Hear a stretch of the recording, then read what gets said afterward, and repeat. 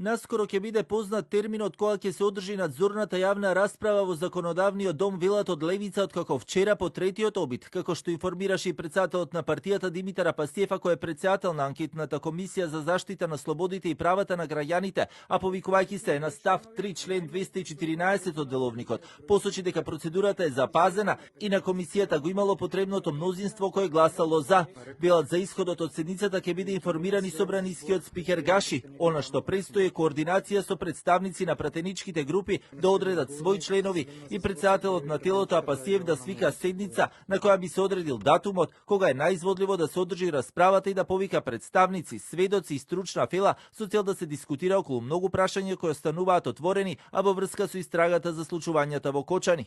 По деловник, по член 214 став 4, од која ќе се донесе одлука за одржување на расправа, во рок од 15 дена од одлучувањето треба да се одржи надзорната расправа. Пред тоа председателот на матичното работно тело, во случајов професор Апастиев, задолжително се консултира со членовите или замениците на матичното работно тело при избор на овластени представници и го информира председателот на собранието, кој што е надлежен да исконтактира со владата за тие да пуштат своји представници.